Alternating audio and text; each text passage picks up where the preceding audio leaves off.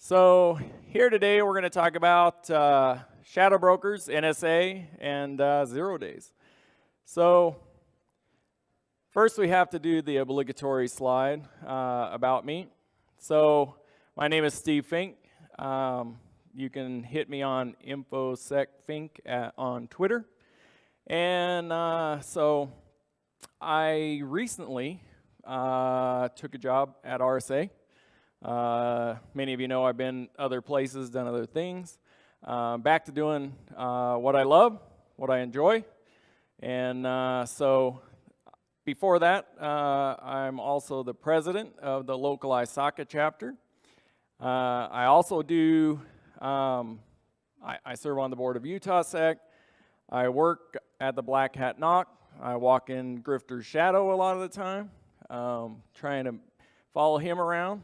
We call him something other than Grifter, but we won't talk about that. And then I also serve on the 801 Labs board. Everyone here needs to come out, visit 801 Labs, check it out, maybe join, help support the space, everything like that. And in case you didn't know, you are in a tinfoil hat area. So today, wait. I'm missing something. Oh, there we go. Awesome. Thank you. Later today, in this same track right here at 4:30, there will begin the Tinfoil Hat Talks. If you participate in this is what you can get. You can get your tinfoil hat sticker and your little alien add-on for your badge. And the rules for this are, I have to get this right, Pope gave me these. So you have to attend the 4:30 session today. They'll give out wonderful aluminum foil where you can make your tinfoil hat. And then as they're passing through the hallway and everything, you can be caught having hallway con, and it has to be a minimum of 3 people. It has to be a minimum of 3-minute conversation type where you're sharing your information, your knowledge, your wares, everything. It has to be on a conspiracy topic, and it has to be witnessed by either Pope or JT. And then they will hook you up with this little alien badge right here. So 0 days. So a 0 day, does anyone not know what a 0 day is? We'll talk about it briefly just for people who are afraid to raise their hand. 0 day is a unknown or undisclosed vulnerability. So maybe somebody's holding back that vulnerability so that they can utilize that vulnerability for their own purposes. They can get into systems when people don't know, everything like that. And so the whole goal is to maintain access to a system where you wouldn't normally have access and keep that vulnerability to yourself and be able to move throughout that network. So then we're going to talk about the Shadowbrokers. So Shadowbrokers claims to be a group, and that group claims to have had some NSA tools. And they said, hey, we want to auction this off to the highest bidder. So what we're going to do is we're going to give you a taste test. And that taste test, sorry, excuse me, my tinfoil hat's getting in the way. That taste test is going to include these few things. Well, the problem with these few things that they let out of the bag and they shared with everybody in that is that they were mostly known. So we didn't gather a lot from it. So when we were looking at everything, they started with stuff and it was very quickly analyzed. Everybody looked at it. You know, in just a matter of a few days, it's like, okay, well, it seems like it's real, but most of this is able to be corroborated by things we already knew. So do we trust these guys? It could be a smokescreen. So in the dump, it was a big mess. We got a little bit of this, a little bit of that. Some of them referenced things that couldn't be corroborated. Some did, some didn't. So we had names of stuff. These are some of the exploits. They were named weird things: egregious blunder, wobbly llama. That's one of my favorites. And then we had implants. So the implants were used after the exploit to maintain connection, get back into it, everything. And we had some other really cool names in those. So all of this was attributed to the equation group. The equation group was named by Kaspersky in 2015 because of their love of equations, love of using encryption to re-encrypt the SID from the registry back in, so that you had to know that original SID to be able to gain access to that system again. So Kaspersky wrote a big long paper. I'm not going to go into it. You can read it. It's publicly available. Anyone can download it. So this dump was attributed to the equation group. Now, it's long been known or understood that the equation group was either a contractor for or legitimately the NSA. And they would never admit it, because then they would admit that they were doing these things. But they've been around a long time. So really the first time that they were found to be around was way, way back in the 90s, 98, 99. But what really stands out is when they did Stuxnet. And anybody knows about Stuxnet. We attacked the Iranian nuclear facility, caused everything to spin out of control, failed, everything. So that happened in 2008. So here we are. We're looking at this dump. Supposedly it's from the equation group, and everything's historically available. You can look back in time. So everybody believed, it's just somebody faking it, trying to make money.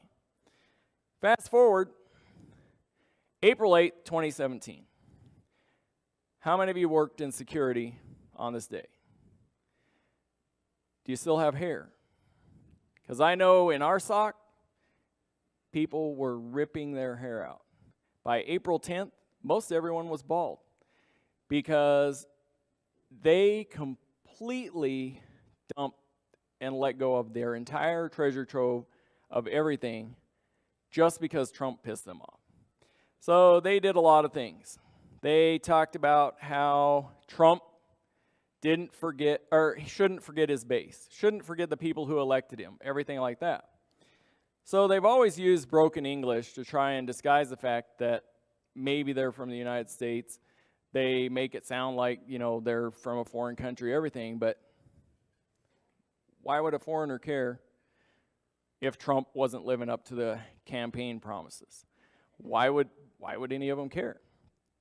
Then they also went on to say that Trump was the Military Industrial Intelligence Complex, MIIC, that was a big word there, that he was doing everything they told him to, that he was starting all these wars, bombing Iran, doing this, doing that, whatever, and so they were pissed off. So if you Google this, you can read it. They accuse him with wife swapping with Putin. They say things like get her done, drain the swamp, globalism, all these things. Well, those are all American things. So either somebody's really, really, really, really into American pop culture, or the Shadowbrokers are really Americans. And there's a lot of theories that it is, in fact, one person. And the NSA went so far as to arrest one guy. They thought it was him. He's been cleared since and everything, but they did find a lot of classified material at his home, and he's still in jail. But it was clear to be in the Shadowbrokers. So they found some guy with classified material, but it wasn't the guy. So they released a passphrase. This is the actual passphrase right there at the top. The original dump file is still available on GitHub. And that is their Bitcoin address if you want to donate to their cause. They're still asking for donations, by the way. So then, I can't go into everything in this, the whole dump in this short amount of time, so we're going to focus on two main things. Eternal Blue. How many people have heard of Eternal Blue? Everybody, right? Should be over with. We should never have to worry about it again, because everybody patched their systems, right? Okay, so we know that's not the case. I can't tell you how many times I've been in on a pen test, even as recent as within the last year, that I'm still finding MS08-67. So the 08 tells us that that vulnerability was found and patched in 2008. And yet I continue to find it today. How long will I be able to find MS17010? Another 10 years? So we can still use this in 10 years, most likely. So it's good to exercise, become familiar with it, and use it. So what came from this vulnerability? Anyone want to guess? WannaCry. Here's WannaCry in a lab. So if you notice, it's on a couple machines there, everything. It's starting to spread. Why was WannaCry so just out of the box legendary? It was the first ransom worm. So it actually was very consistent with Code Red. Code Red, back in the day, spread like wildfire, reinfected system over and over and over because nobody ever patched their systems. Any machine that was connected directly to the internet, any Windows machine that was connected directly to the internet would become infected over and over and over. Same situation here. If you don't patch it, it will become reinfected, reinfected, reinfected. You can re-image it every time you want. It'll just happen again. So this is the screen that was shown on those monitors. Basically, we have encrypted your files. It's got the countdown, down, down, down, down until, oh, your files are gone. You didn't pay us our Bitcoin. You can never have it again. Believe it or not, the creators of WannaCry had fantastic customer support. There is actually a contact us link in there where you could literally click it, and they would assist you by chat. We will call you. You can call us. We want to make it easy for us to take your money, and we'll give you the passcode. But despite all that, and despite all their pre-planning and everything, not a lot of people paid. Surprise? No. But they gave it a good try. So the next one we want to look at is Swift. So Swift, for anyone that's not familiar, is headquartered in Belgium, and it transfers billions on billions of dollars every month. So it's theorized that the reason Swift happened is because in October of 2013, the EU voted to end the NSA's ability to look into their finances and how money was moved. So the NSA, being the NSA, they didn't like that. Anytime you give somebody a whole bunch of information and then you suddenly take it away again, they're going to want that information back. And so it started seeing, it seems as though they were able to register several campaigns, and they started pushing their way back in, slowly and slowly back into the Swift system. And it started with a few of the low-lying systems, and then they started lateral movement. They started moving through the Swift system, until they had complete 100% control of the SWIFT banking system again. And of course, they held back the 0 days. They held back the information that could have protected the SWIFT system for their own use. So, as they went on and on and on, it was used by some other individual to transfer and initiate the transfer of over $1 billion in a 24-hour period. The bank saw all these transfers happening, and it was outside the norm. And so at $81 million, they said, whoa, we got a problem. And they were successful in contacting the other banks and retrieving $15 million of their $81 million. So guess what stopped everything from being $1 billion? Someone simply misspelled, had a coding error in the rest of those transactions. Otherwise, it would have been much, much higher. So they got back $15 million, which still left them at a total loss of $66 million from that. Then everything, nobody wanting to use the SWIFT system, everything, I guarantee you they've lost a lot more money than that. So in all of this, as we're looking at these different things, we need to try and take all this, what's happened, the red team style stuff, and we got to turn it around and turn it into blue team usability. So we do all this, one, because it's freaking fun, and I can't believe people pay me to do it, but we do it for a reason of we want to contribute back. We want to make things better. We want to make things more secure. So we take and we start thinking about everything. So where do we start? Well, the best place to start is understanding and changing our mindset. So a network is way, way more than the perimeter. We need to start working outside of just protecting the perimeter. We need to make sure that we monitor east-west traffic, lateral movement. How's it happening? Where is it going? Why is that data leaving the organization? All those things, we need to monitor all that. And we need to collect data from the endpoint, because if these endpoints were monitored, all that initial start of that campaign would have been stopped right there.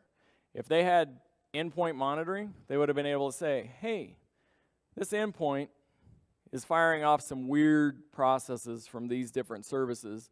Let's isolate that host, let's figure it out, and let's take care of it. And it never would have gone beyond just that low level, the low-hanging fruit.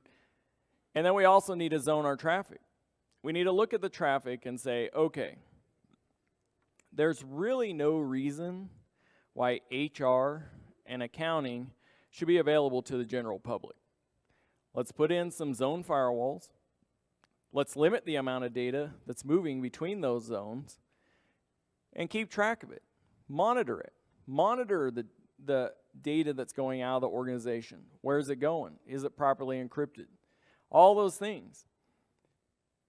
If we just simply do those basic things, we'll monitor, we'll catch things, we'll see it, we'll narrow the time from infection to discovery.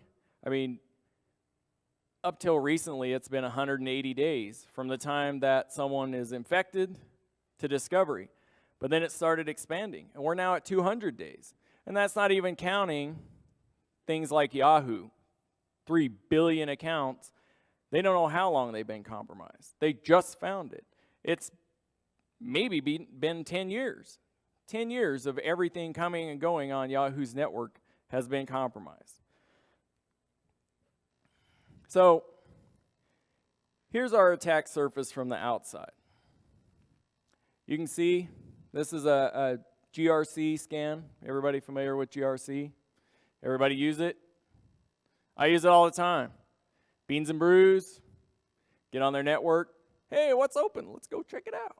Because I'm on there inside their network. I just go out to GRC. Yeah, I want to scan their open ports. Oh, look, I got some RDP open over there. Oh, wow. Why are they doing that? A lot of fun. So, check this out. grc.com, shields up. The way this works, you're on the inside, send some packets out, their server tries to attack you back. They do what's called nano probing. I've only had it set off of very few firewalls. Not my network, right? So I have a big foray here into VPN, IPsec, SSL, everything. There's a lot of religious arguments, one versus the other, everything like that. But based on time, I'm not going to go down in that too far. But I do want to tell you, use VPNs. Lock down the ports. If you don't have an inbound port, they can't get in. So I'm going to fast forward just a little bit here. I'm really, really a hater of Ike v1. In case you don't know, it's been compromised for years and years and years. People still use it. Drives me crazy. Use Ike v2. If you need to know, here's the Nmap scan that you can run to check, see if your organization's running Ike v1. So there have been multiple vulnerabilities, logjam, Poodle, everything, SSL. Use access control lists. Make sure you're using the SSL 3.1. Use TLS. All those, all the good things. So, in conclusion, if we use basic system hardening, harden those systems. Make sure they're at least common privilege. Make sure that everything that's not being used is turned off. PowerShell, don't use it. Don't execute remote PowerShell. It's just that simple. Use information security best practices. We're all here to learn, absorb information. Make sure you take it back. Take it back to your organization, apply it. People say, well, that's easier said than done. We don't have enough manpower. My executives won't listen to me, everything. Look at Equifax. Executives are dropping like flies. They might listen now. It might be a little more of a conversation than it ever has been. So they blamed one IT guy, but guess who still has a job? The IT guy, right? So look around, follow good maintenance hygiene. I've been told I'm weird. I get a brand new firewall, switch, router, doesn't matter what it is. I don't trust that firmware. I don't even boot that thing up. I go out, download the latest firmware, check the hash, make sure it's good, upload it. It never even sees my live network until I've already uploaded the latest firmware. If you look back, yes, sir. From the manufacturer. Yeah. And if you have a manufacturer that's not giving you a hash, I probably wouldn't use them. Anyone who's building commercial grade hardware that you're going to want to use, they're going to provide you the hash for the firmware that you just downloaded.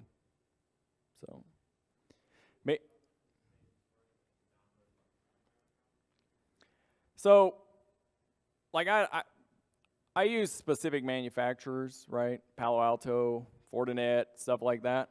So you're going to a secure website. You're logging in with credentials. It's not necessarily publicly available, right? You have to have a support contract, all these things. So you can check all those things. Is this their SSL cert, all that? And yes, you download the hash, you pull the file, everything. But if there was a file redirection somewhere or anything, it gives you a better opportunity to check that. And it's way better than, I love pfSense, But what's baked into that code? Is that what I want to put on my perimeter? You know, for my house? Maybe. Maybe not. Because, you know, I'm weird and I like to make sure everything's secure. So I even use a commercial next generation firewall on my house.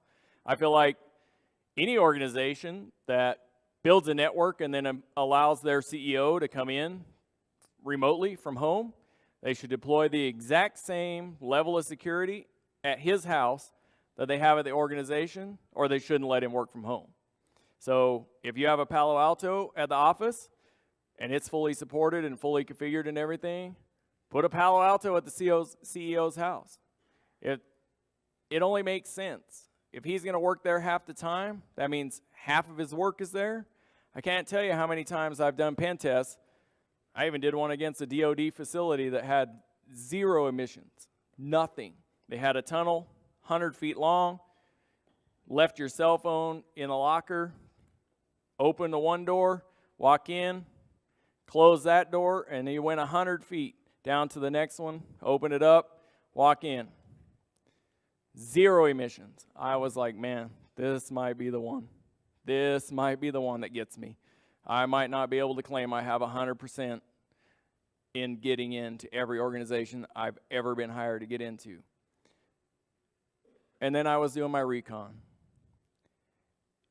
And the guy had the business registered to his house. Now his house is in the scope. Because that's where someone would go to get in. So there I went to his house. I'm sitting in front of his house, hacking along. One of my guys with me, he's like, man, my battery's dead. You got an inverter? Yeah, sure. Grab the inverter, plug it in. He plugs in his laptop. Beep! Tripped my inverter.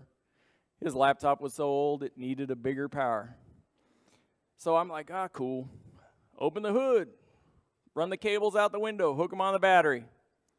Sitting there hacking along. Guess who walks up? His wife. She'd been out walking the dog. Oh, crap. You guys broke down?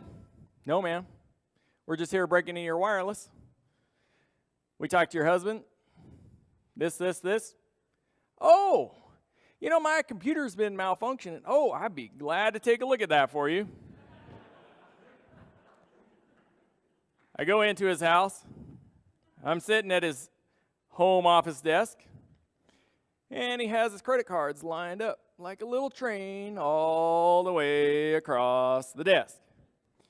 I'm like, cool. Get out my phone. And then I start texting him. Guess where I am? My wife let you in? Yeah, she likes to play Farmville, and your computer's broken. So we got her back on her Farmville. She was happy. He knew he was toast. But we kept going. So we definitely grabbed his WPA handshake out of the air, and we cracked it. And his password was Gunner6. So I take a little computer device that I use all the time called a Dream Plug. And if you don't know anything about the Dream Plug, it has the ability to have a LTE chip, a Wi-Fi chip, 2 networks, and it plugs right into the wall. So I put my LTE chip in there, open VPN, it rings back home anytime it's fired up over LTE. I don't care whose network it's on, anything. Plug it in, fires up, phone's home. So I'm just like, man, I'm going to leave this right here on the front porch. And then I leave, and I'm in his network because I got his password, Gunner6. And we're in his network. And I put a few little things in this network. I infected his Android device. Gotta love Android. And he carried it back into his DoD facility. And of course, he's a CEO. He's the only guy who cannot be bothered to put his phone in the locker. He carries it in, connects to his Wi-Fi, phone's home, and we're in. So they're telling me I got to wrap it up. Thanks for coming. Enjoy the rest of the conference. Be here for the rest of the tinfoil hat talks at 4:30. Thanks, everyone.